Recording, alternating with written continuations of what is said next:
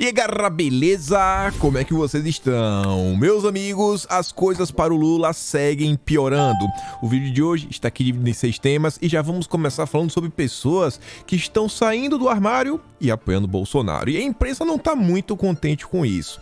Quero até comentar também sobre uma agenda que Bolsonaro aí vai ter com os cristãos e que já tem conexão com o nosso segundo tema, porque os aliados do Lula estão barrando os cristãos de poder participar de algumas discussões dentro da ONU. Eu quero comentar sobre isso, né? Aprofundar um pouquinho. Depois a gente vai falar do Lula e o agronegócio voltou a fazer algumas afirmações que soam até como ameaças para o agronegócio brasileiro. E aí eu quero comentar um pouco sobre a esquerda na América Latina. Depois falaremos um pouco mais sobre eleições. O Ciro Gomes vem sofrendo agora ataques aí incessantes por parte da imprensa para ver se conseguem ajudar o Lula. Mas para minha surpresa, a turma da Globo, mais especificamente o Merval Pereira, que criticou o Lula, criticou ali o entorno do Lula, falando assim que algumas movimentações estão com um viés um pouco autoritário. Depois a gente vai falar sobre o estado de São Paulo, e aí é mais motivo para o Lula continuar chorando. O Haddad não tá indo muito bem. O Márcio França tá numa situação tão complicada que já tá precisando dar nota para a Folha de São Paulo para falar que não, que ele não está com medo do Marcos Pontes. Quando você precisa se explicar demais, já sabe. E por fim, temos várias notícias positivas sobre Bolsonaro, sobre o Brasil. Não que a tristeza do Lula, né, já não seja uma alegria, mas vamos começar. E antes de falar sobre pessoas que estão saindo do armário apoiando Bolsonaro, temos que tentar fingir que o jornalismo brasileiro é sério. E por quê? Lá vem a Folha de São Paulo, né? Quase um braço auxiliar do PT. Olha a manchete. Com alta taxa de rejeição, perspectiva de vitória de Bolsonaro é zero, diz investidor. Olha o nome do rapaz. Lawrence P. Olha o rostinho dele. Não vou nem entrar na matéria. Vamos só olhar uma manchete e um parágrafo de outra matéria para a gente tentar entender o que é que a Folha de São Paulo está fazendo. E temos aqui o glorioso Brasil 247, talvez o portal mais lulista de todo o Brasil. Lawrence P., o mesmo investidor que a Folha de São Paulo está entrevistando para criticar Bolsonaro, é um dos primeiros empresários a apoiar o PT. Diz que Lula está com a mão na taça e fala em nova onda rosa. E não é que ele apoiou o Lula agora nas eleições. O empresário sino-brasileiro, o Lawrence, um dos primeiros a apoiar o PT nos anos 80.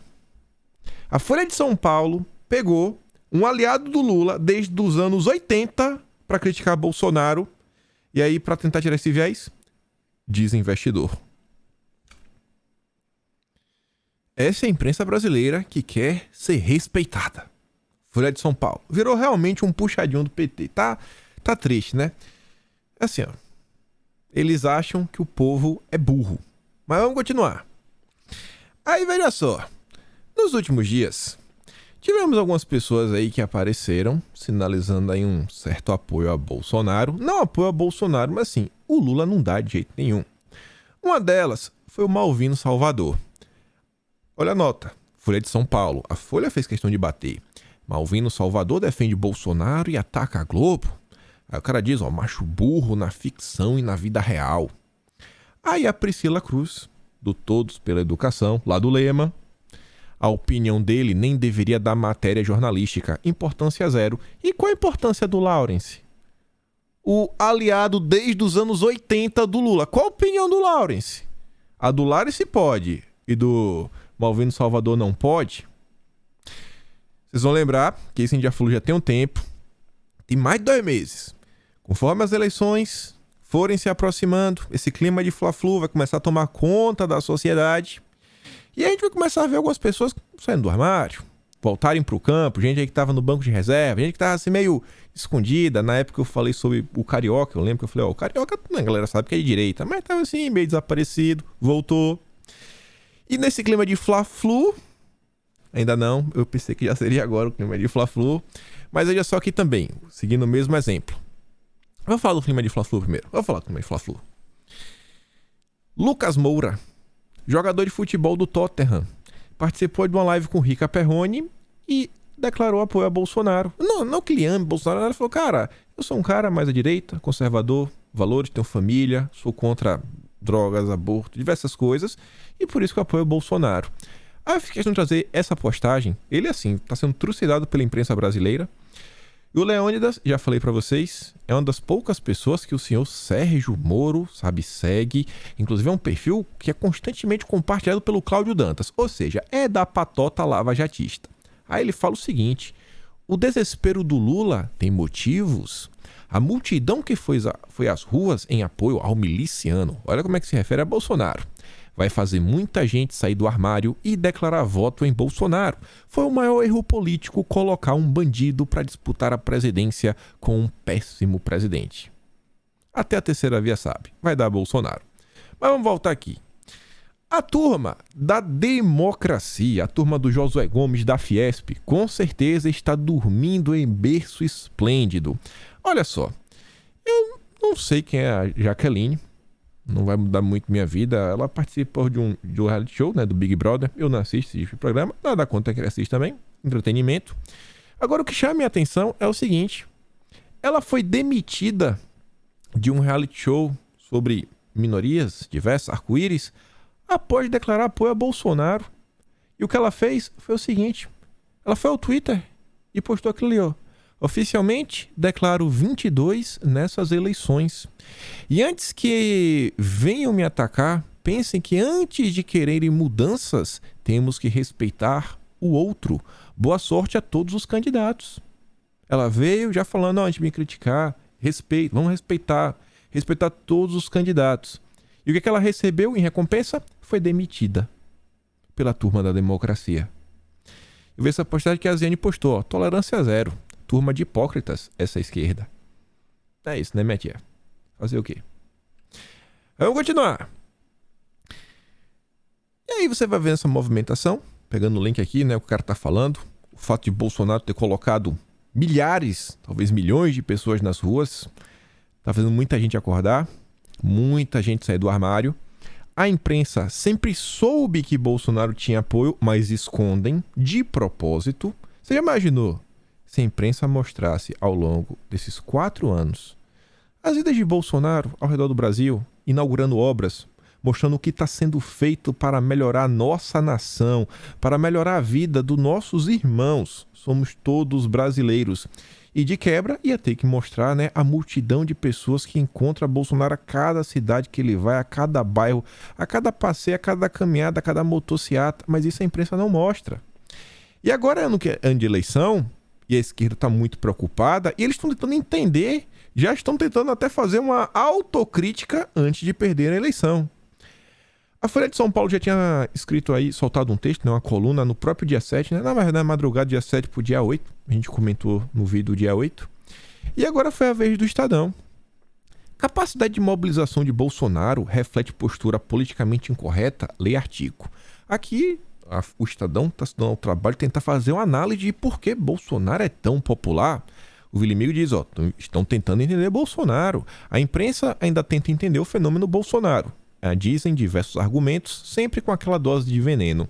Copiando Emílio do Pânico, eu digo que pela primeira vez as pessoas se veem representadas por alguém. E aí vejam só. As manifestações do dia 7 de setembro, em comemoração ao bicentenário da independência do Brasil, foram impressionantes. Sim, o Estadão. Cadê aqui? Impressionante. Cadê isso aqui? Impressionantes.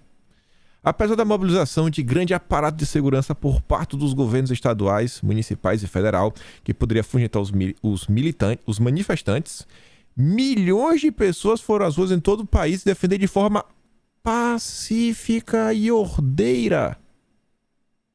Mesmo com, né, os governantes locais e municipais jogando contra, o povo foi para a rua de forma massiva e ordeira e pacífica, para comemorar o bicentenário e mostrar apoio ao presidente Jair Bolsonaro em sua tentativa de reeleição. A grande participação mostra uma capacidade de mobilização popular única na história do país pelo presidente Bolsonaro. A oposição reagiu negativamente, censurando a apropriação por parte do presidente que também é candidato, de uma data cívica nacional, que, segundo os opositores, deveria ser caracterizada por uma postura politicamente neutra e não ser utilizada eleitoralmente para apoiar a campanha presidencial. Essa é, a nosso ver, uma questão menos importante neste momento. O ponto fundamental a ser discutido e entendido e que não tem sido devidamente analisado pelos especialistas é: por que o presidente Bolsonaro tem essa capacidade nunca antes vista na história deste país de mobilizar a população e colocar milhões de pessoas nas ruas? O Estadão reconhece: Bolsonaro coloca milhões de pessoas nas ruas. Será que o presidente não é politicamente correto e não obedece à liturgia do cargo? Também sua postura, como por exemplo, a colocar o empresário Luciano Hang, entre ele e o presidente de Portugal, no palanque presidencial? Aí já tenta colocar a dosezinha de veneno, como o Vilimigo falou. Só que depois ele vem colocar os pontos que realmente interferem.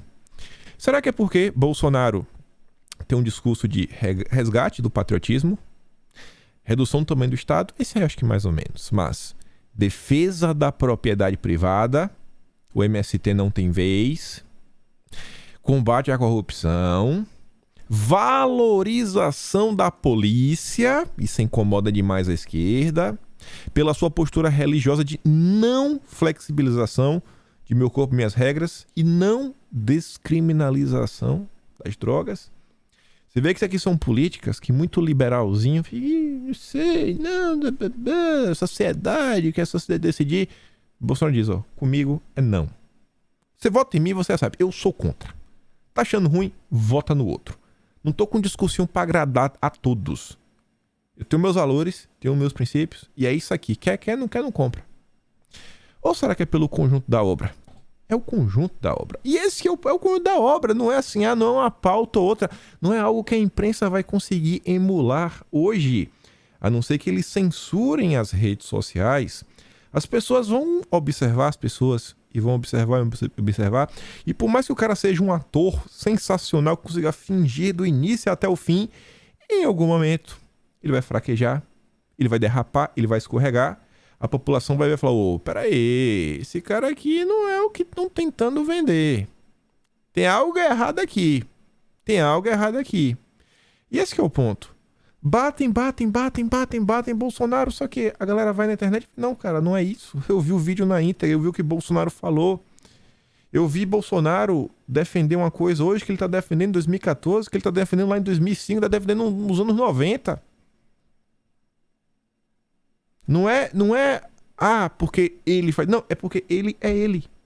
É porque ele é uma pessoa que segue a maior parte dos valores que nós nos identificamos. Aí veja só, a mesma imprensa que tenta entender porque Bolsonaro é tão popular, o UOL, que é do mesmo grupo da Folha de São Paulo, Mili Lacombe, a camisa amarela da seleção está morta e precisa ser enterrada. Quanta agressividade. Eles odeiam o Brasil. Odeiam. Aí veja só, voltando ao sair do armário. Bolsonaro vai participar de um evento essa semana, segunda-feira. Tem uma live aí muito boa, eu acho, vai render muito mesmo.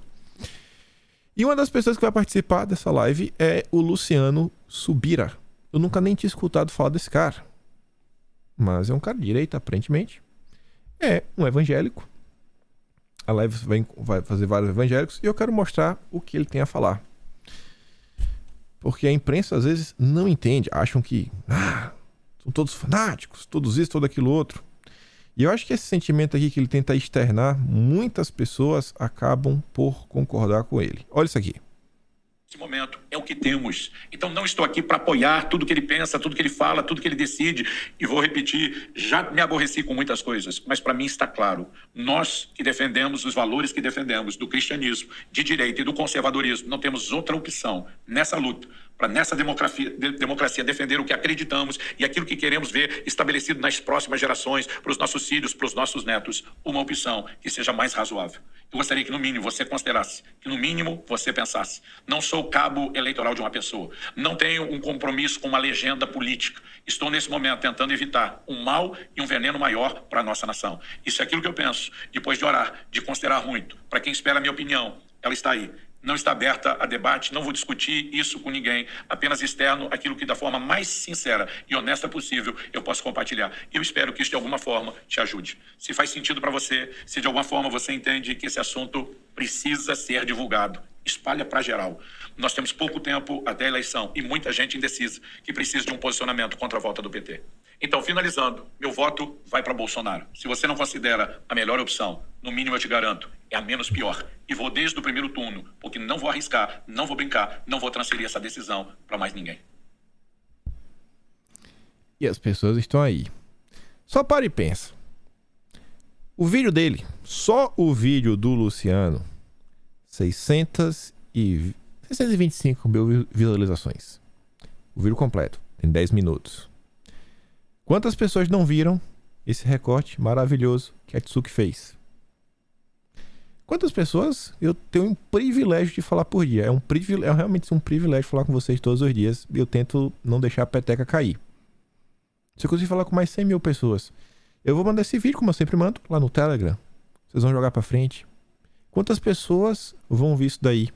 E que talvez a mensagem desse cara, pra aquele cara lá, o evangélico que tá assim meio em dúvida, vai chegar e falar, pô, é isso aí, bicho. É Bolsonaro. É Bolsonaro. E diante de tudo que o Lula tá falando, tá cada vez mais difícil a imprensa defender ele. Eu acho que vai dar Bolsonaro no primeiro turno. Aí olha só. Essa live aí que o Bolsonaro vai fazer segunda-feira, com 6 pessoas, é uma espécie de mega podcast. Não sei como é que vai funcionar, se vai estar todos os 6 entrevistando o Bolsonaro ao mesmo tempo, se entrar 2, sai 2. Eu não sei como é que vai ser. Eu sei que vai ser 6 pessoas. Pelo que eu vi, quem menos corre, voa dessa galera aí. Todo mundo gigante. Todo mundo gigante. Aí imagina, um podcast, a atenção aí deve, meu Deus, bombar. Pessoas com perfis gigantes. Tem lembra a Karina Bach, acho que o Brasil inteiro conhece a Karina Bach, mas tudo bem. Fora essa galera, imagina os recortes. Imagine essa galera, além do canal principal, divulgando em seus canais os recortes. Vai participar, vai isso, vai aquilo outro. Vai ser muito difícil alguém no Brasil não receber um recorte desse podcast, hein? E o Lula? O Lula quer tanto visibilidade. Onde é que tá o Lula? O Lula não vai pra lugar nenhum. O Lula não dá entrevista, o Lula só vai para evento controlado. O Lula só tem a Globo, a Folha de São Paulo, o Estadão para fazer campanha para ele, porque ele não pode sair. Ele não pode. Qualquer lugar que ele for que não for controlado, ninguém vai. E, gente, tirando a Rede Globo, os outros veículos, eles possuem uma capacidade de influenciar na política. Solta aquela matéria, né, que o Randolfo Rodrigues, os caras levantam pro Randolfo Rodrigues cortar. Mas a audiência, bicho, na boa, não tem. Se o Lula foi na CNN, eu garanto que 80% da audiência vai ser a direita assistindo pra pegar recorte e bater no Lula. Só isso. Quem que assiste CNN? Você acha que vai bater mais do que um ponto? Você acha que se o Lula for no SBT, a galera vai assistir porque é o Lula? Não, vai assistir pra bater nele. Tá cada dia pior. Tá cada dia pior. E agora a gente falou dos cristãos, mais especificamente dos evangélicos, mas vamos dos cristãos como um todo. Vejam só. A Tsuki achou um negócio aqui, eu falei, rapaz, eu tive que ouvir 2 vezes porque eu não tava acreditando. O Jamil Chad falando assim, numa naturalidade, mas numa naturalidade, o fato que os aliados do Lula barraram os cristãos na ONU. E ainda explica a jogada pra barrar e como isso vem sendo feito. Uma boa, assim, ele só faltou bater pau e falar, é isso aí, velho. Lula, os seus aliados estão de... Ele só faltou falar isso. Lula deu os parabéns para os seus aliados. É isso aí. Vocês estão representando a esquerda. Ele só faltou falar isso. Olha o que foi que aconteceu. Deixa o próprio Jamil Chad explicar. Esse rapaz aqui, ó, mais à direita. Escuta só.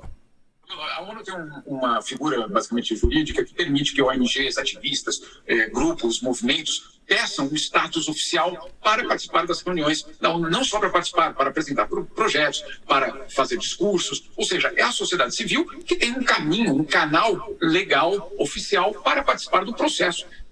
Olha só, a ONU, né, um organismo multinacional que quer mandar nos países, solapar nossa soberania, para fingir que é democrático, então um grupo lá jurídico, que aí você pode aplicar para você poder brincar nesse jogo. Não, vamos aqui brincar, porque na hora que a ONU coloca algum absurdo, a gente quer ter pelo menos o direito de discordar. Na hora que a ONU vinha com a história de meu corpo, minhas regras, quem veio e falou, pô, a gente é cristão, a gente é contra essa pauta. A gente é a favor da vida. Aí, era isso daí, né? Tem esse grupo. Pras ONGs. Só que agora é uma ONG cristã. Não, claro, não da mesma forma que os estados, mas é um canal de participação da sociedade civil. Bom, nesse canal de participação da sociedade civil, quem se apresenta para participar também dos debates da ONU é a Associação Nacional dos Juristas Evangélicos no Brasil. Uma entidade que, só para a gente lembrar, foi já uma entidade que premiou, homenageou Damares Alves, foi uma entidade que teve uma proximidade muito grande, principalmente no momento do Ernesto Araújo no Itamaraty, e é uma entidade que quer justamente essa participação na ONU. E essa participação, agora na sexta-feira, foi rejeitada mais uma vez, na verdade não é a primeira vez, eles sofrem rejeições consecutivas e os países se alteram. Sofrem rejeições consecutivas. Aí agora o Gemel vai te falar quem são os aliados do Lula que estão impedindo os cristãos de participar dos debates da ONU. E quem é que vai levantar a plaquinha para dizer não quero? Não é assim exatamente que eles fazem novas perguntas para aquela associação, para aquela entidade, então tem mais 6 meses para responder, e por mais 6 meses ela não é aceita nesse status oficial da ONU. Dessa vez foi Cuba, que justamente fez um questionamento justamente em relação a um dos posicionamentos da entidade, e claro, isso ardia mais uma vez. Só para lembrar, eles estão aí já há vários anos, na verdade, desde o começo do governo Bolsonaro, tentando essa adesão, e sempre aparece um país, outro, China, Nicarágua, Cuba, às vezes outros da região, justamente questionando e barrando essa entrada dos juristas evangélicos, e vale lembrar que teve uma relação muito próxima da Damares Alves, ali no início do governo, e que tem, e pelo menos teve, uma relação também muito próxima a Ernesto Araújo. Foi Cuba, gente. Cuba barrou. Desde o início do governo Bolsonaro, os cristãos estão tentando um espaço, mas parece que não tem espaço para cristãos dentro da ONU. Aí eu fui ler a matéria que o Jamil escreveu. Na matéria ele não explica como é esse mecanismo aí da perguntinha que faz para você continuar empurrando. Mas na matéria ele fala o seguinte: juristas evangélicos do Brasil não conseguiram obter um status consultivo na ONU, o que permitiria que o grupo pudesse discursar em reuniões oficiais, organizar debates e até submeter informes em diferentes organismos. Para cristão, né, não tem vez. Não com os aliados do Lula. Uma decisão sobre o pedido do acesso lá, né, da Associação Nacional dos Juristas Evangélicos foi adiada depois que Cuba cobrou esclarecimentos e assim impediu que o processo fosse concluído. Pelas regras da ONU, esse processo apenas pode ser concluído com o fim das dúvidas ou questionamentos levantados pelos governos. Aí quando o cara responde, respondeu. Pode aprovar, aí vem um novo país e faz um novo questionamento. E aí cada questionamento desse é uns 6 meses. É isso que está acontecendo. A delegação diplomática de Cuba pediu detalhes sobre o apoio que eles receberam do governo federal brasileiro e, mais especificamente, do Ministério das Relações Exteriores. Olha agora! O governo da Nicarágua, que está perseguindo e fechando, né, emissoras católicas, prendendo padres, a Nicarágua também questionou a adesão e pediu esclarecimentos sobre a estrutura das contas da entidade brasileira. Antes, foi o governo dos comunas, dos amigos do Dória, levantando questões sobre a atuação da entidade brasileira. Agora, de acordo com o comunicado oficial da ONU, a Havana fez uma solicitação no final de semana para saber o quê? Olha que lindo! Maiores informações sobre os meios e fontes de informação que a organização usou para identificar que conflitos religiosos seriam uma ameaça à preservação da paz na América Latina. Onde foi que vocês viram aí que conflito religioso é um problema? Onde foi que vocês viram? Se não foi na Globo, não vale. E aí de vocês que venham falar que o Daniel Ortega, o amigo do Lula, está perseguindo o cristão na Nicarágua. Olha, para! Não. Aqui não. Essa é a turma do Lula. Nicarágua, Cuba. Cadê o Lula? Cadê o Lula? O Lula tá tão preocupado com os evangélicos. Tá tão preocupado. Eu não posso dar play de jeito nenhum, porque tem áudio nesse vídeo, tem uma música, tem direito autoral. Só que eu preciso que vocês assistam esse vídeo. Ou vai lá no Twitter da Elisa, ou vai aqui no Telegram. Você não precisa nem baixar o Telegram. Se você clicar aqui embaixo do vídeo, lá no Telegram, só que você assiste o vídeo. Você não precisa nem ter o Telegram instalado no seu celular. Por que eu preciso que você assista? Eu vou te contar, mas eu acho que vale a pena você ver. Olha aqui, ó. Cadê minha caneta aqui de novo? Cadê ela? Vem aqui. Cadê esse, ó? Ô, mesmo. Outra aqui. Pronto. Tá vendo o Lula aqui, né? Tá vendo aqui a menina. A menina tá falando, né? Falando de Deus, falando da palavra, etc. O vídeo tem quase 2 minutos. Que a Elisa aqui fez. Cadê minha caneta aqui de novo? Aí o Lula tá aqui, ó. Desse jeito. E do jeito que ele tá, ele continua. Do jeito que ele tá, ele continua. Ele olha pro lado, olha pro outro, conversa com a galera. Sabe? No final do vídeo ele pega um papel, começa a ler. O Lula que quer tanto o apoio dos evangélicos parece que tá nem aí. Parece que não tá nem aí. O Lula que todo dia fala, não, porque eu tô aqui, valores cristãos, isso. Foi lá pro evento, a menina falando, ele tava... Se perguntasse, Lula, o que foi que a menina falou? Hã? É quase isso. Falando de Deus, falando tudo, era pra ele estar, né, atento. Não, pô, tô aqui atento. Quero trazer o apoio dos evangélicos pra perto. E ele tá olhando pro lado, tá olhando pra dar de papel. Aí eu te digo, dá uma olhada no vídeo. Absurdo. Aí Elisa diz, ó, parece que o Naide não estava muito interessado em ouvir a carta dos evangélicos. O golpe tá aí, cai quem quer. Aí veja só. Lula foi pra um evento, né, lá em Taboão. Aqui são imagens, né, vista de baixo. O vídeo, isso aqui é um vídeo, tá no Telegram também, vocês podem dar um bisu. Aí aqui as imagens vistas de cima, né? Você pode ver aqui, nossa senhora, olha para isso aqui, meu Deus, olha quanta gente, quanta gente.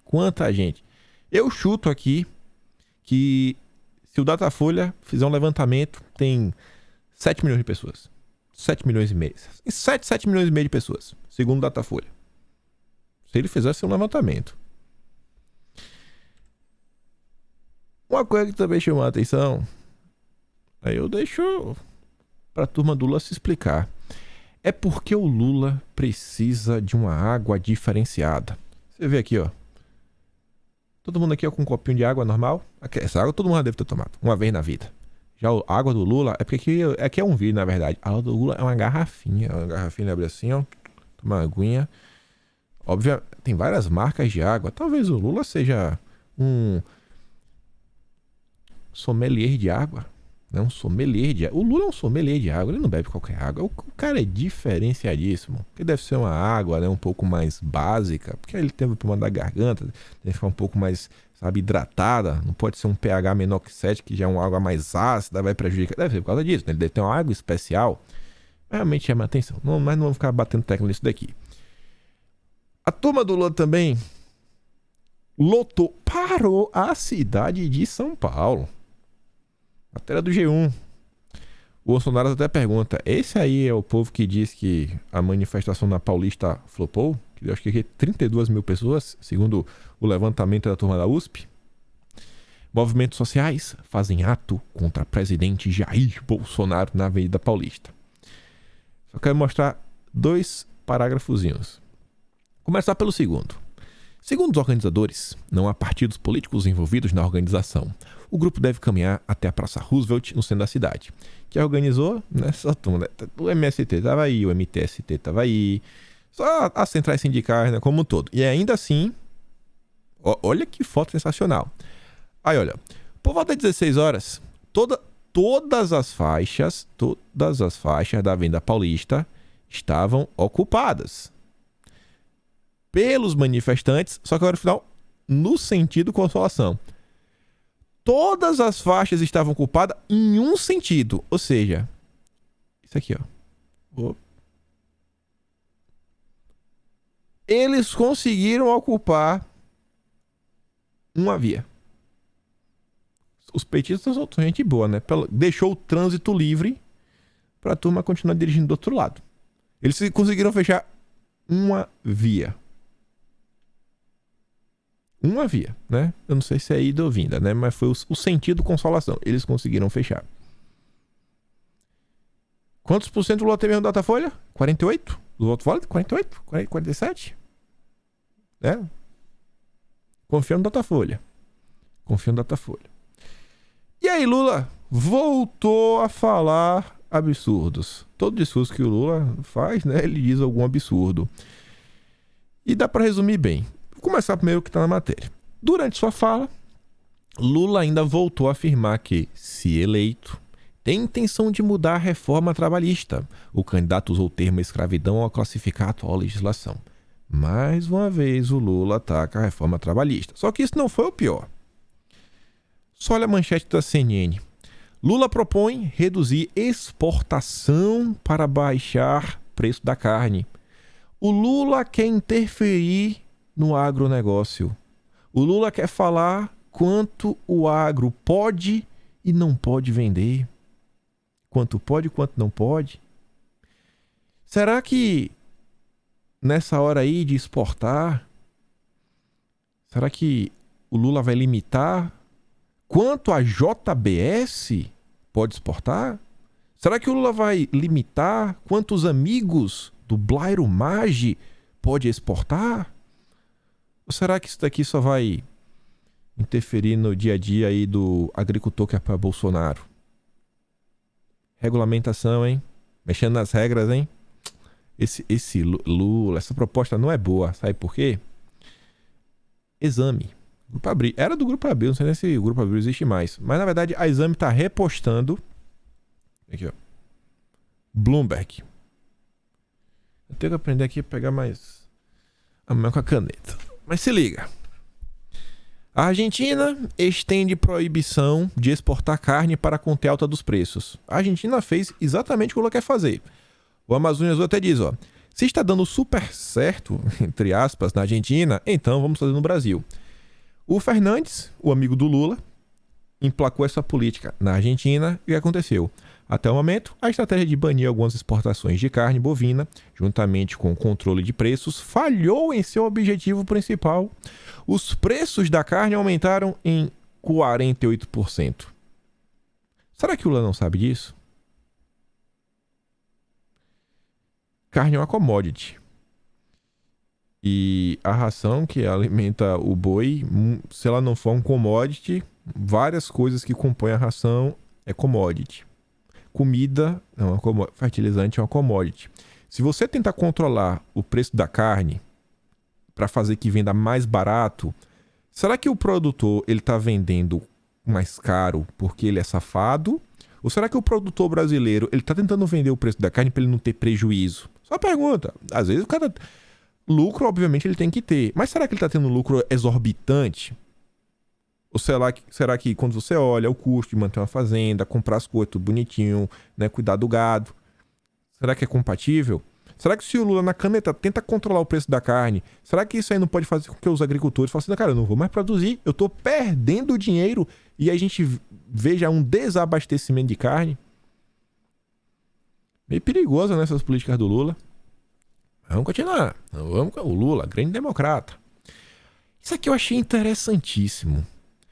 Todos os dias eu não tenho dúvidas que inúmeras mentiras circulam nas redes sociais. As pessoas são falíveis, as pessoas cometem erro. Algumas vezes pode até ser de propósito, mas eu acho que na maior parte do tempo as pessoas erram, sei lá, às vezes movida pela emoção, por alguma razão.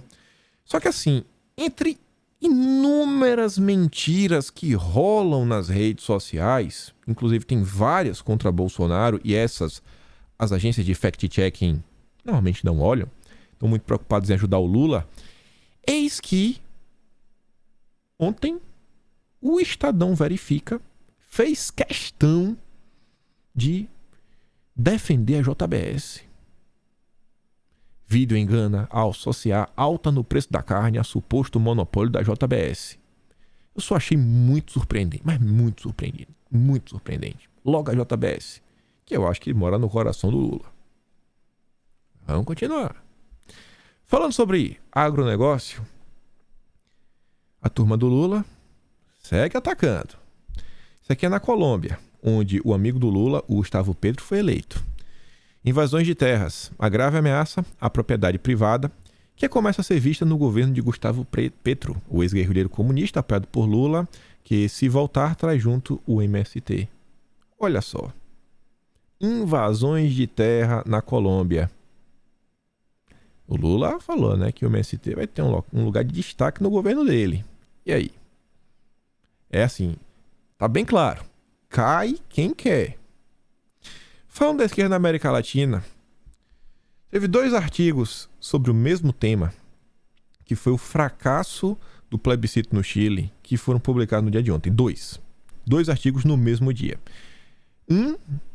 O cara mais liberal, falando que a esquerda anda meio perdida, e aí falando assim que a população não é burra, que a população sabe ler, sabe se informar, e que não é assim. Um mais liberal, que a gente já comenta. Só que outro chamou muito minha atenção, muito mesmo. Porque não foi qualquer pessoa que fez um determinado comentário. Só na Folha de São Paulo. Olha a manchete, a lição. Uma lição é o quê? É você ensinar algo para alguém. Ou seja, você está tentando passar um ensinamento. Agendas políticas são como árvores de Natal. Se forem sobrecarregadas, elas caem. Você não pode avançar muito rápido. Tem que ir com moderação, para meio que ir enrolando a galera. E essa análise veio de quem? Cadê o senhor? Maria Hermínia Tavares. Isso chama a atenção. Para quem não sabe, ela é uma das fundadoras da Comissão Arnes. A mesma Comissão Arnes que está próxima do PT, junto com o pessoal do Conexo, Pacto pela Democracia, Artigo 19, Fundação Pessoa Abramo, que junto ao Washington Brasil Office, foi lá nos Estados Unidos, né? Falar que o Brasil corre risco, puxa saco lá do James Raskin, de toda essa turma. E aí, você vê, é aquela típica ONG que tem interlocução com várias outras ONGs. Deve ser, duvido que ela não tenha o WhatsApp da Ilona Zabó. Sabe, chega assim, Ilona, e aí? Qual a meta do dia? O desfecho do plebiscito mostra que a parcela organizada e politicamente ativa da sociedade não se confunde com as preferências da maioria.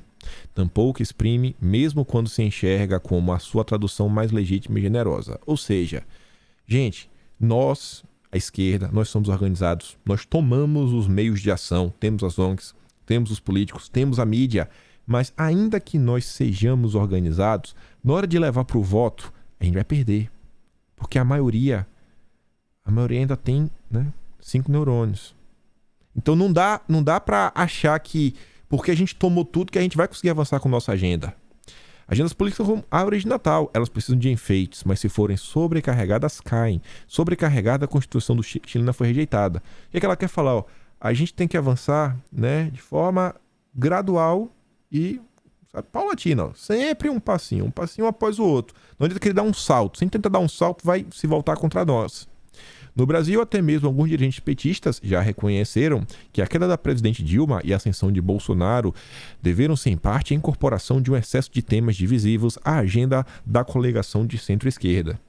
Isso daqui é o claro aviso, assim, ó, para os próximos anos, nós aqui da esquerda, se quisermos realmente avançar com os temas, temos que ir aos poucos. Obviamente, vai ter os militantes, alguns grupos que vão empurrar, mas empurrar com vontade para esse grupo mais moderado, na hora que ele colocar suas ideias em campo, falar, esse grupo é de boa, é centro-esquerda, é democrático, é moderado, não, isso aqui tá de boa. Isso aqui pode passar.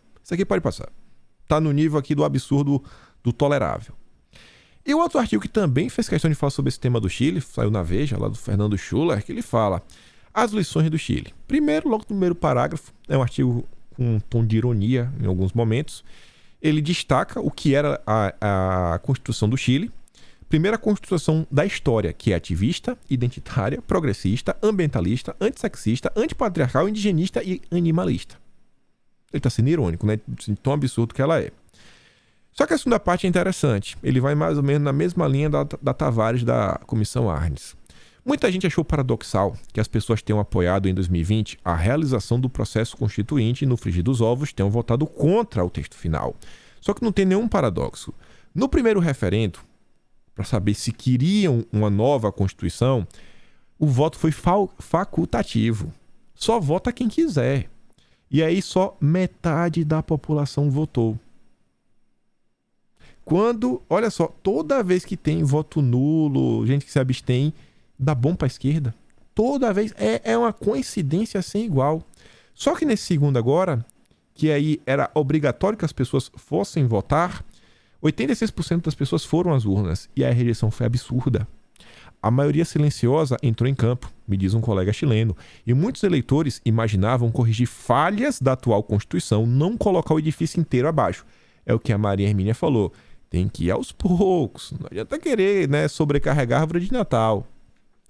Houve também uma interpretação equivocada sobre o significado dos protestos de 2019. Não houve uma revolução e tampouco havia ali algum programa de mudanças minimamente estruturado. Havia um descontentamento difuso conduzido por grupos muito à esquerda do pensamento médio da sociedade chilena. Seu resultado mais objetivo foi o impulso dado à eleição do Boric. E agora, isso aqui eu não consegui trazer a memória de volta.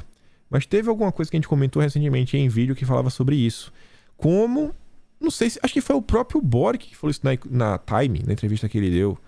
Como a esquerda utilizou esse sentimento das manifestações de rua para canalizar em torno de uma agenda. Você vê que realmente assim a esquerda tem os meios na mão. Eles pegaram, fizeram a revolução. Para quê? Porque eles estavam insatisfeitos com a... Não, porque eles queriam chegar ao poder. O poder é sempre assim. É sempre assim. São as revoluções coloridas, da modernidade. Vamos continuar.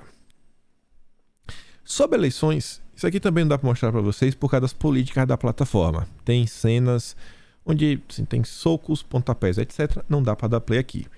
Mas também está lá no Telegram, e isso aqui é seríssimo.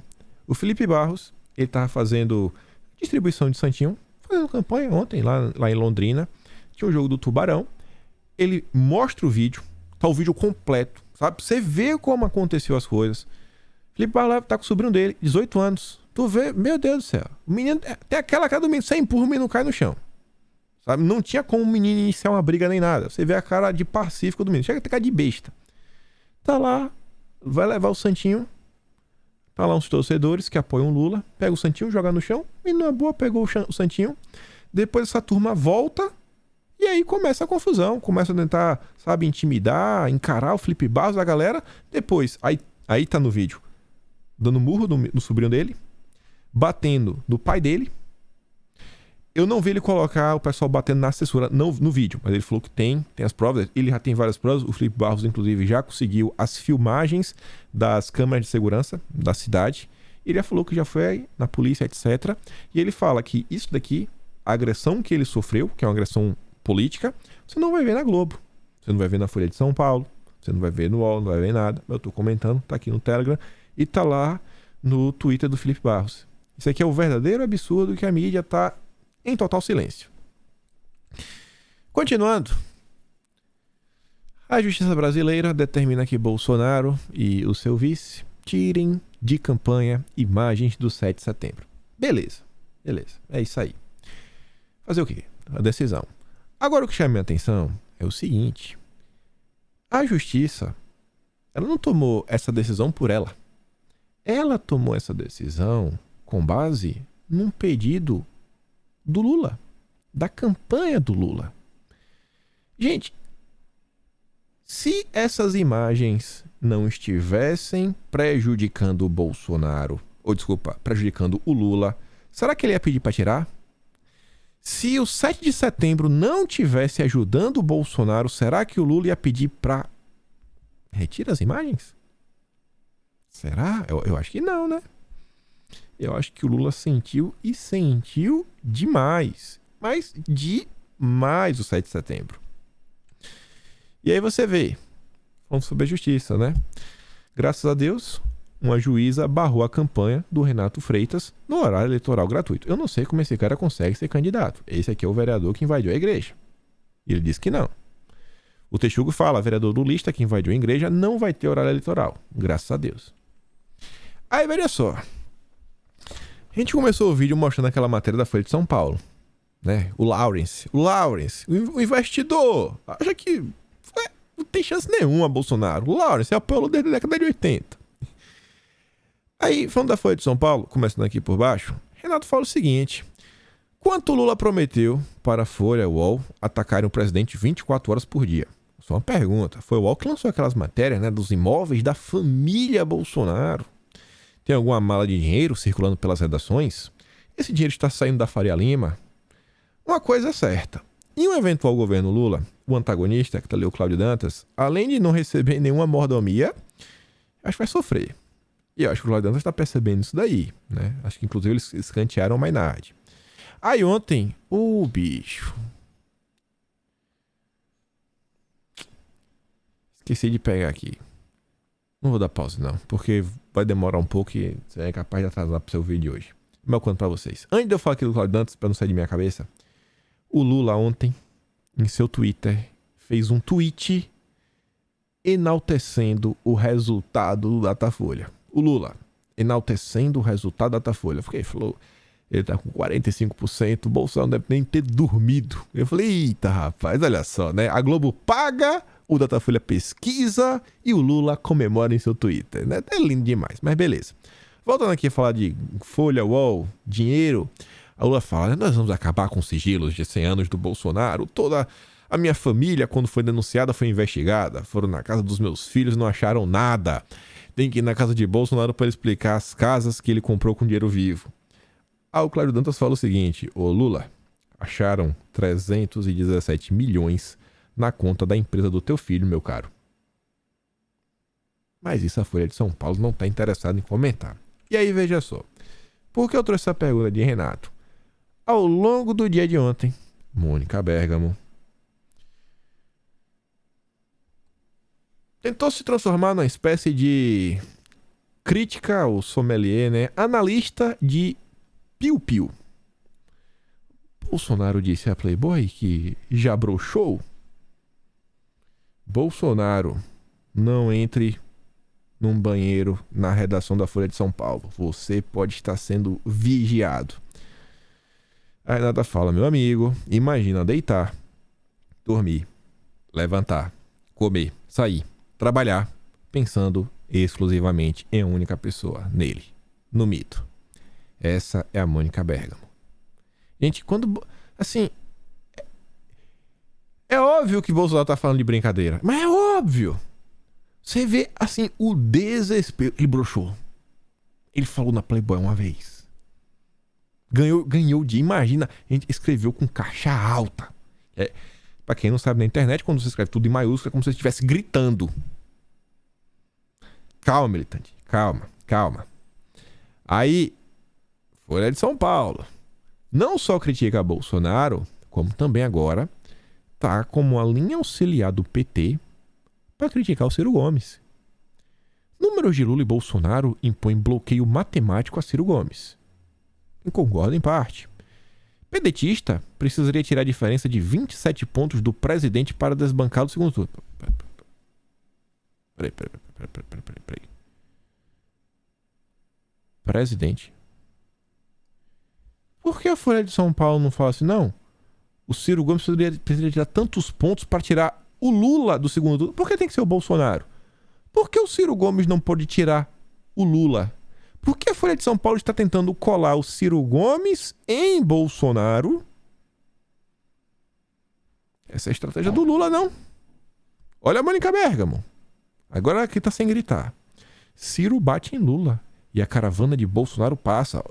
Pera, mais uma nota da Folha de São Paulo tentando vender uma narrativa mentirosa de que Ciro Gomes está ajudando o Bolsonaro. Ciro Gomes, que xinga Bolsonaro dia sim, dia também. Fala que é um criminoso, fala que é isso. Estranho, hein? A Folha de São Paulo realmente tá numa defesa em relação ao Lula que tá assim... Estranha não, que a gente sabe que é a Folha de São Paulo, mas tá mais do que o normal. Você vê que, assim, a gente espera da Márcia Tiburi. Se as pesquisas estão certas, Ciro está ajudando o Bolsonaro. Vamos lá, Ciro Gomes. Volte atrás, por favor. Você vai destruir mais e mais sua carreira política se não mudar de atitude. Você não tem como vencer Lula e Bolsonaro. Infelizmente, está ajudando esse último. Me ouça. É desespero que chama, né? Eu acho que é o desespero que chama. Se o Lula tem tanta certeza, mas tanta certeza que o eleitor do Ciro vai votar nele, cara, por que não esperar o segundo turno? Por que o Lula precisa tanto vencer no primeiro turno como ele tá vendo essa história? Não faz nenhum sentido. A Veja fala, Lula buscará o voto útil acusando Ciro de trabalhar por Bolsonaro.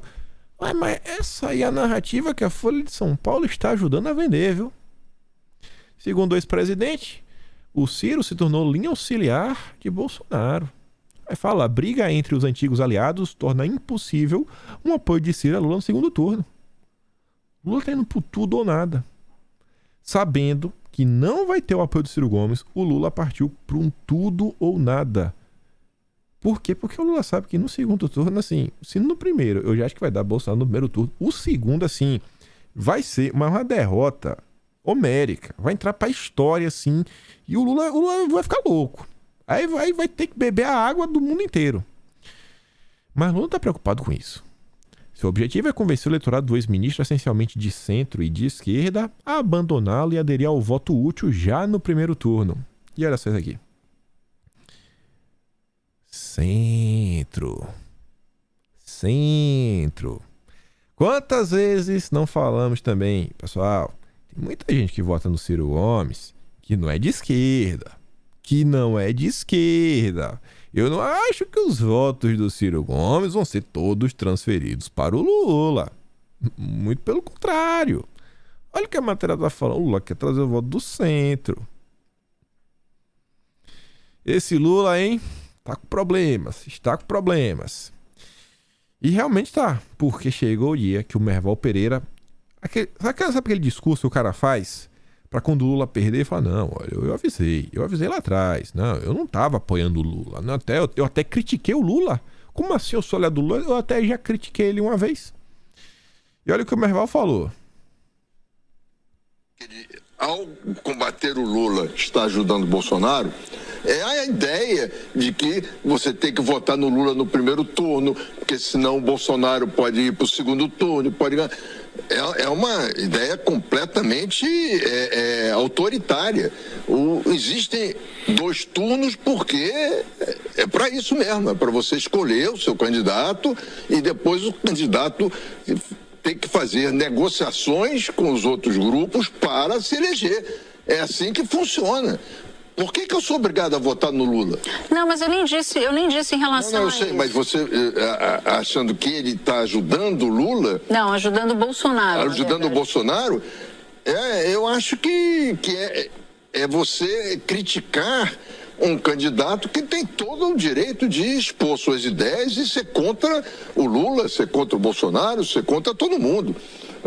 Essa ideia de que ele está ajudando o Bolsonaro é a ideia de que não se pode deixar de votar no Lula no primeiro turno. Eu acho que essa visão de que isso ajuda o Bolsonaro é exatamente a visão que interessa ao Lula, para tirar esse eleitorado dele. Sem dúvida. É uma disputa política, estratégica. Né? Eu concordo. Mas não acho que deva... Aí você concorda, né, Natuza? Natuza aí faz o L com força. Mas, Maria... Aí concorda, né? É a estratégia do Lula, essa história aí, né, Natuza? Aí você concorda. Tá aí. Tá falando, é meio autoritário, né, essa história aí. Mas o PT é autoritário. A esquerda é autoritária. Qual a novidade? Engraçado que esse vídeo, você viu, o Merval começa a ficar vermelho. Ele começa a dar uma gaguejada. Você, assim, só ouvindo o áudio, consegue perceber. Mas você vai vendo o vídeo, vai ficando vermelho, começa a dar uma gaguejada. Que eu falei, tá, puxa, eu comecei a criticar o Lula e agora? Se eu parar, vai ficar feio. Se eu continuar, o Lula vai ficar triste comigo. Pra quem não lembra, o Merval foi o glorioso jornalista, o imortal, Academia Brasileira de Letras, que escreveu sobre as coxas do Lula. Esse é o Merval Pereira. E já tomou uma investida sensacional de Bolsonaro na campanha de 2018. E os problemas do Lula não acabam. Vamos falar de São Paulo. Haddad, em tom de ameaças, tenta alertar a população brasileira.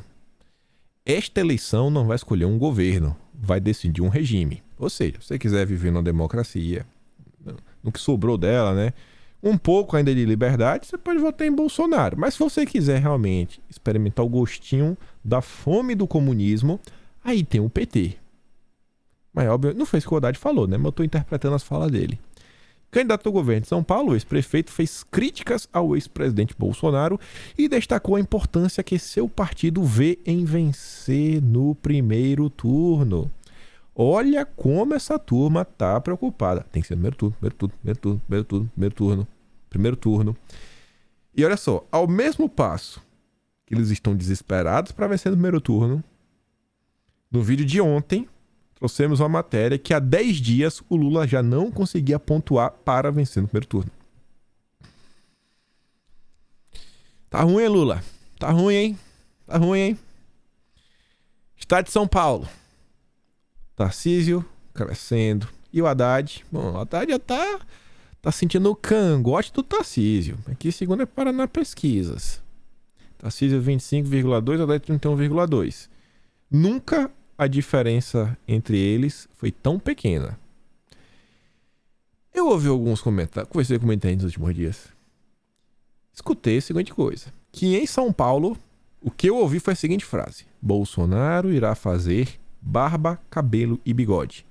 Eu não acreditava no Marcos Pontes, mas até o astronauta parece que vai levar. Foi mais ou menos assim que eu ouvi. O barba, cabelo e bigode foi realmente essa expressão. E da pessoa que falou, cara, parece que o astronauta vai levar. Não botava fé, mas parece que o astronauta vai levar. Se o Tarcísio tá crescendo em São Paulo e o Haddad tá caindo, tu não quer me falar que o cara vai votar em Haddad para governador e no Lula para presidente. Para. Pelo amor de Deus. Olha o candidato do Lula, que está disputando com o astronauta, o Márcio França. França diz que vinculação a Lula dará impulso e que subida de Marcos Pontes não assusta. A subida não assusta. Quando o cara precisa se explicar, é porque assustou. Se a subida do Marcos Pontes não assustasse, ele nem estava falando do Marcos Pontes. Ele estava tocando o barco dele. Precisou se explicar? Sentiu. Galvão, diga latino. Sentiu. Mas sentiu. Não adianta. Lula diz que não há espaço para ódio ou vingança em sua vida. Seguindo a mesma lógica. Quando precisa explicar, não tem espaço para vingança. Tá com o coração amargurado. O Lula voltar, olha o que tá esperando. Olha isso daqui também. A mulher do Alckmin participou de uma entrevista na rádio. Quem diz é a Folha de São Paulo. A Lu Alckmin interrompe subitamente resposta sobre troca de partido do marido Geraldo. Como assim? Ela evitou responder uma pergunta sobre as decisões de Geraldo Alckmin de trocar o PSDB pelo PSB. Vergonha, né, minha filha? Ao ouvir a pergunta, ela começou respondendo, dizendo: acho que mesmo partido, mas então interrompeu subitamente a fala e sorriu em aparente constrangimento. A mulher do Alckmin ficou com vergonha do próprio marido. Ai, Jesus. É triste, viu? Ficar com vergonha do próprio marido. Eu não saberia nem colocar a minha cara. Eu realmente, assim... É uma vida dura, viu, do petista. A vida do petista não é fácil. Bolsonaro. Que a imprensa tá batendo todo dia. Quem diz é o Estadão. Bolsonaro tem levado vantagem na atração de eleitoras. Mulheres? Não, tá errado. Fake news. Não tem como. Eu vou até aqui, ó. Cadê? Não. Bolsonaro tem levado vantagem na atração de eleitores. Não tem. Meu Deus, não tem como. Não, pô. Mas Bolsonaro não gosta de mulher, misógino, é odiento, é isso, aquilo, outro. E quem disse tem ainda a pesquisa do Filipinho, da Quest. O que errou feio. Que fez lá um papo com a CNN pra falar que o 7 de setembro interfere cada vez menos, né, na hora de influenciar na mente do eleitor. E a própria Datafolha mostrou um crescimento de Bolsonaro. A vida não tá fácil pro Lula, viu? Ei, Lula, vai ser no primeiro turno, viu? Mas é até bom que vai ter mais tempo pra chorar. Estadão. Nada de bom surge no horizonte do país quando lideranças políticas que disputam palmo a palmo, a presidência da República divide os cidadãos como se fossem membros de facções irreconciliáveis. Ué, a Celita que diz, né? Ué, agora a disputa está palmo a palmo? O descondenado não estava eleito no primeiro turno com ampla margem? Dava com a mão nas costas? Agora virou palmo a palmo? O Lula vencia assim, de disparado, mas agora é palmo a palmo? Nosso ministro de Minas e Energia, o Saxida, fala: diga e repito, Bolsonaro vai vencer no primeiro turno. Vamos ganhar de norte a sul e colocar o Brasil definitivamente no caminho da prosperidade. Se com a pandemia, né, o conflito na Europa, crise hídrica, o Brasil cresce, o emprego aumenta e a inflação cai, imagina em tempos normais. E aí temos notícia positiva para provar que o ministro está certo. Aqui, ó, aqui é a cara do jornalista. IPCA abaixo de 10%. País tem deflação pelo segundo mês. Mas mercado ainda vê espaço para nova alta de juro. Mas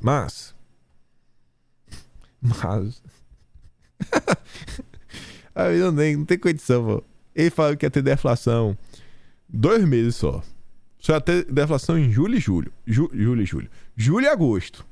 Agora já estão falando de deflação em setembro também. Agora sim. Mas tem espaço aí para nova alta de juro. Tá bom. Brasil exporta Pix para Colômbia e Canadá. Estados Unidos terão um sistema próprio. Enquanto o país já movimenta 1 trilhão no sistema, o Banco Central Americano só deve colocar seu projeto piloto na rua no ano que vem. O Demagogia fala: o governo Bolsonaro exportando a tecnologia do Pix. Muito bom para um pária internacional, não? Entrega do governo Bolsonaro. De 2019 a 2022, o governo federal viabilizou, através de leilões, concessões pelo programa ProTrilhos, 133,2 bilhões de investimentos projetados e 27 contratos assinados, que totalizarão 9.922 quilômetros e 500 metros de novos trilhos à malha ferroviária brasileira. Estima-se ainda que, somados, os 79 requerimentos de construção e operação de ferrovias, que já foram solicitados, injetarão 240,8 bilhões em investimentos privados no modal, agregando 20,7 mil quilômetros em novos trilhos à rede ferroviária nacional, cruzando 17 estrados e o Distrito Federal. Integração nacional, fortalecimento da soberania, redução no custo de transporte, redução das emissões de carbono, emprego, obra. Obrigado, Bolsonaro. Desenvolvimento nacional, empregos diretos e indiretos e nova revolução de modais de transporte. Isso a imprensa não fala. Bonoril também vai falar o seguinte: confirmados, Jogos Escolares de 2022 valem para Bolsa Atleta e Auxílio Esporte Escolar. Principal competição do desporto escolar na faixa etária de 12 a 14 anos. Retomado em 2021, após 17 anos, a competição reuniu mais de 5 mil estudantes das 27 unidades da federação. Para 2022, 17 modalidades, a maioria disputada dentro da estrutura do Parque Olímpico da Barra, no Rio de Janeiro. Em vários estados, as seletivas já foram finalizadas. A estimativa é de que sejam mais de 6.300 atletas participantes e 1.900 pessoas entre comissões técnicas e dirigentes. Previsão é de 12 modalidades individuais: atletismo, badminton, karatê, ciclismo, ginástica artística, ginástica rítmica, natação, judô, taekwondo, tênis de mesa, wrestling, não sei nem como é que fala isso daí, e xadrez. E 5 coletivas: basquete, futsal, handebol, vôlei e vôlei de praia. O governo valorizando esporte. Bonorinho formado em educação física, né? Volta do esporte abandonado nas escolas. Profissionalização de carreira, futuro longe de malefícios sociais, além de saúde aos jovens brasileiros. E só para chegar aqui o fim do vídeo, com a notícia que eu achei engraçada: fundo com investimento de Armínio Fraga perde 90% no ano. O fundo da gestora carioca, TT Investimentos, foi criado e era gerido pelos sobrinhos do ex-presidente do Banco Central. O Armínio Fraga, lulista, tá apoiando Marcelo Freixo, parece que não tá sabendo lidar muito bem, né, com dinheiro. Pô, Armínio. Você tá dando mole, viu? Tá dando mole. E com isso fico por aqui. Lembre lá no Telegram, pega os vídeos do vídeo de hoje, vê o Merval gaguejando, vê o Lula prestando atenção, não prestando atenção porcaria nenhuma, ele tá olhando pro lado enquanto a menina tá falando com ele, e mais algumas coisinhas. Que gosta do meu trabalho, pode ser membro do canal, tem um botão de valeu, tem um Patreon na descrição, mas o mais importante é trazer um voto pro Bonorinho, e aí se der, compartilha o vídeo, e eu te espero aqui de volta amanhã. Aquele grande beijo, abraço, tamo juntos, e valeu meus amigos. Fui!